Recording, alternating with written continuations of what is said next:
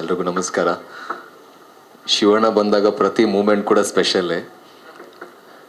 ಎಲ್ರನ್ನ ಸಮಾನವಾಗಿ ನೋಡುವಂಥ, ಎಲ್ರನ್ನ ಸಮಾನವಾಗಿ ಪ್ರೀತಿಸುವಂಥ, ಎಲ್ರನ್ನ ಸಮಾನವಾಗಿ ಪ್ರೋತ್ಸಾಹಿಸುವಂಥ, ಅದರಲ್ಲೂ ಮನಸಾರೆ ಎಲ್ಲರೂ ಬೆಳಿಬೇಕು ಅನ್ನುವಂತಹ ಅದ್ಭುತವಾದ ಹಾರ್ಟ್ ಇರುವಂತಹ ಏಕೈಕ ಸ್ಟಾರ್ ಅಂತ ಹೇಳಿದ್ರೆ ಶಿವಣ್ಣ ಸರ್. ಉತ್ಪ್ರೇಕ್ಷೆ ಅಲ್ಲ, ಅದು ನಿಜವಾದ ಮಾತು. ಬಿಕಾಸ್ ನಾನೇ ಅದಕ್ಕೆ ನನಗೆ ದಿಯಾ ಆದ ತಕ್ಷಣ ಬೈರಾಗಿ ಸಿಕ್ತು. ನಾನು ಭಾಳ ಅಂದರೆ ಭಾಳ ನರ್ವಸ್ ಆಗಿದೆ, ಹೇಗೆ ಪರ್ಫಾರ್ಮ್ ಮಾಡೋದು, ಅದು ಬೇರೆ ನಾನು ಮಾಡುವಂಥ ಪಾತ್ರ ಅವ್ರನ್ನ ಸಿಂಗ್ಯುಲರ್ ಆಗೆಲ್ಲ ಕರೆಯುತ್ತೆ ನನಗೆ. ಅಣ್ಣ ನಾನು ಹೆಂಗೆ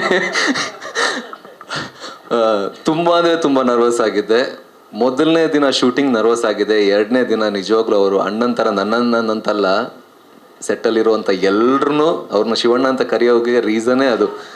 ಎಲ್ರನ್ನ ಅವರ ಸ್ವಂತ ಅಣ್ಣ ಥರ ಪ್ರೀತಿ ಮಾಡುವಂಥ ಏಕೈಕ ಸೂಪರ್ ಸ್ಟಾರ್.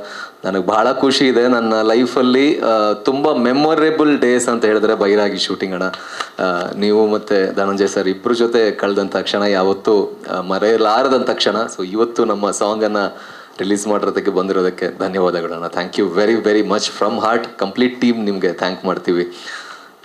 ಚೌಕಿದಾರ್ ಖಂಡಿತವಾಗ್ಲೂ ನಾನು ಹೆಸರಿಗೆ ಮಾತ್ರ hero sir. Sai Kumar sir ಅವರು ಈ ಸಿನಿಮಾದ hero.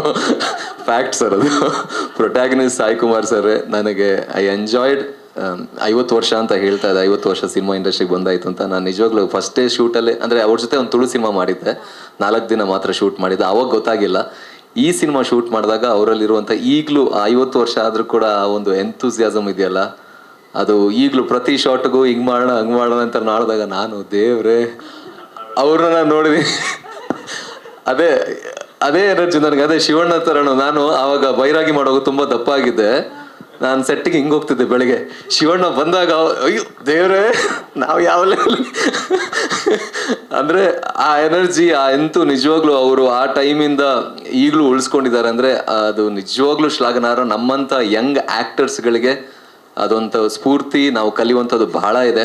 Thank you sir. I really enjoyed working with you. ಖುಷಿ ಆಯಿತು. ಆ್ಯಂಡ್ ಕಂಪ್ಲೀಟ್ ಎಲ್ಲ ತಂಡ, ಧನ್ಯ ಅವರು ಕೂಡ. ನಾನು ಅವ್ರನ್ನ ಇನ್ಸ್ಟಾಗ್ರಾಮಲ್ಲಿ ಅಥವಾ ಬೇರೆ ಸಿನಿಮಾಗಳು ನೋಡಿದಾಗ, ಫಸ್ಟ್ ಡೇ ನಾನು ಶೂಟ್ ಸೆಟ್ಟಿಗೆ ಹೋದಾಗ ಅವರು ಅಲ್ಲಿ ಪಾತ್ರ ತೊಳಿತಾ ಇದ್ರು. ನಾನು ಸುಮ್ಮನೆ ಹಿಂಗೆ ಪಾಸ್ ಆದೆ.